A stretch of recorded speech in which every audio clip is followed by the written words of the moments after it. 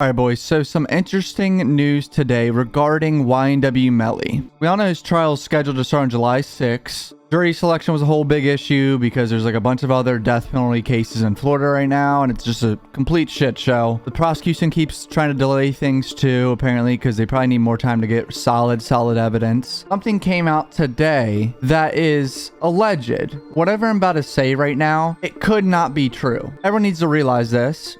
What I'm about to say could be false.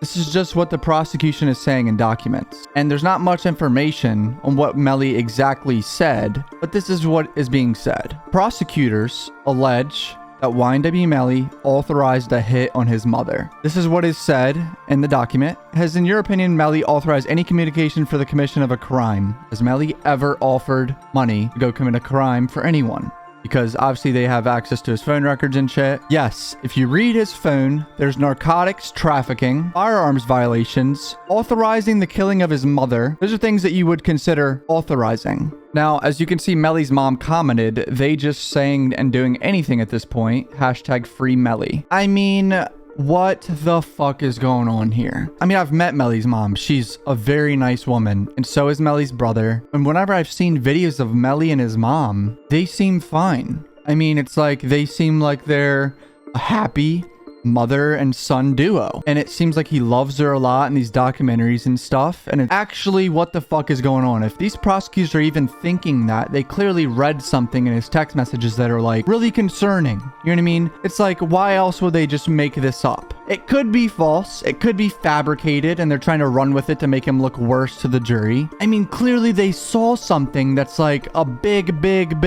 red flag, boys. It's just like so disheartening if this is really true. It's heartbreaking. I mean, I don't even know what to think right now. I truly don't even know. This is the last thing I expected would to happen. I know there was some disagreements with his mom recently and like his manager, and I didn't even report on it because I kind of feel bad to report on his stuff involving his mom because I know she's undergoing a lot of stress. Her baby is fighting for his life. He's fucking accused of killing his two best friends, and she's like, what the fuck, probably. And I feel horrible for her. Now the prosecutors are saying this crazy shit. Did Melly really have two personalities? Like, this wasn't a joke, bro. This man really had an evil personality called Melvin or whatever the fuck it's called. That was not a joke. If this is all true, he actually killed his two best friends and he also authorized to kill his mother. What the fuck am I reading? There's also a few more details that I wanted to read here from the detective that is the trajectory guy that investigated, you know, the blood splatter in the car and all that shit. So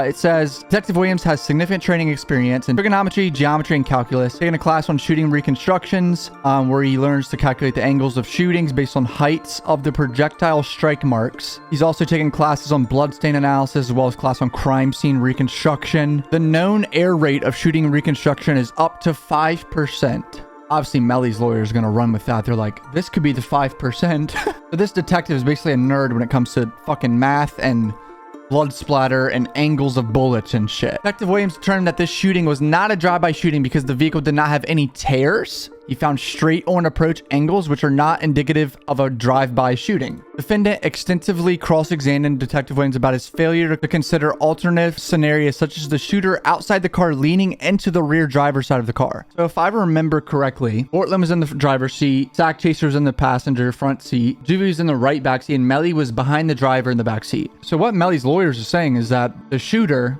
leaned in the back of the car where Melly was sitting and shot in the car. I'm realizing now that kind of doesn't make fucking sense. So say I'm the shooter and I lean in to shoot inside of a car. I'm going to shoot the guy right in front of me first, correct? So why did Melly not get hit? If the shooter leaned in right by Melly, by his window in the back seat, and shot in the car, how did Melly not get hit? I feel like you'd probably shoot Melly and then everyone else, or like just Melly if it was a targeted hit on Melly. He's the really famous one. It's like so confusing. Like, why would they say that the shooter leaned in where Melly was sitting and shot from that way? That means he was targeting Melly and was unsuccessful and killed everyone else.